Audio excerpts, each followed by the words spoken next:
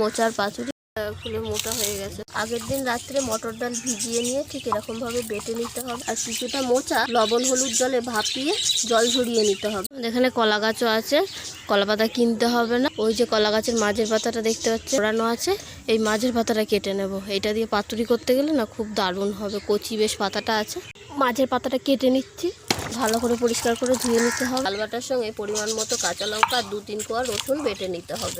ডাল বাটা হয়ে গেলে ওটা আলাদা একটা বাটিতে তুলে নিয়ে শিলের মধ্যে সিদ্ধ করে নেওয়া মোচাটা নিয়ে মোচাটাও বেটে নিতে হবে মিহি করে। ডাল বাটার মধ্যে মোচাটা একসঙ্গে মিশিয়ে নিতে হবে। পরিমাণ মতো লবণ দিয়ে দিচ্ছে, হলুদ গুঁড়ো, সরিষার তেল বেশি পরিমাণে দিতে হবে। সব কিছু একসঙ্গে ডাল, মোচা, লবণ, হলুদ, সরিষার তেল ভালোভাবে মাখিয়ে নিতে হবে। কলা পাতাটাকে উনুনের উপরে আগুনে দিয়ে এইভাবে সেঁকে নিতে হবে উল্টে পাল্টে ভালো করে, তাহলে কলা পাতাটা আর একটু নরম হয়ে যাবে। কলা পাতাটা সেঁকা হয়ে গেলে কলা পাতার যে শিরাটা আছে মোটা, এই শিরটা হালকা করে তুলে নিতে হবে। পাতা মোড়াতে খুব সুবিধা হবে, খুব সাবধানে তুলতে হবে, নাহলে কলা পাতাটাই ছিঁড়ে যাবে। কলা পাতাটাকে কিছুর উপরে রেখে তার উপরে মেখে নেওয়া সব কিছু জিনিস কলা পাতার মধ্যে দিয়ে দিতে হবে। আর কলা পাতার ডগারটা নিজের দিকে ঘুরিয়ে নিতে হবে। আর একটু উপর থেকে সরিষার তেল ছড়িয়ে দেবো।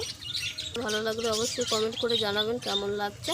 আমার চ্যানেলে আরও পাতুরির রেসিপি আছে, আপনারা চ্যানেলটা ভিজিট করলে অবশ্যই দেখতে পাবেন। এবার কলা পাতাটা সামনে থেকে মুড়ে নিয়ে দুই সাইড থেকে এইভাবে ভাঁজ করে এরকমভাবে উল্টে পাল্টে মুড়ে নিতে হবে ভালো করে।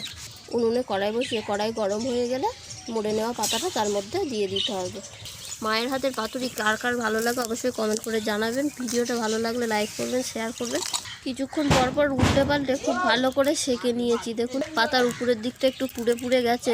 এইভাবে 15 মিনিট উল্টে পাল্টে ভালো করে সেঁকে নিতে হবে। আর পাতাটা দেখুন কতটা ফুলে গেছে, এই দেখুন সুন্দর ফুলে মোটা হয়ে গেছে আর খুব সুন্দর একটা গন্ধ বেরোচ্ছে। প্রথম 5 মিনিট একটু জোরে জাল দিতে হবে, তারপরে একদম আস্তে আঁচে বসিয়ে রাখলেও এটা হয়ে যাবে। হয়নি, পাতুরি হয়ে গেছে। গরম কড়াইয়ের মধ্যে আরও কিছুক্ষণ রেখে দিচ্ছ নাকি?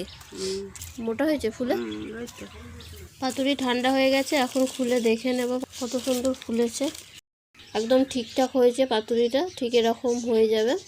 আর ফুলে কতটা মোটা হয়ে গেছে দেখুন। আপনারা অবশ্যই বাড়িতে ট্রাই করবেন, কমেন্ট করে জানাবেন কেমন হয়েছে।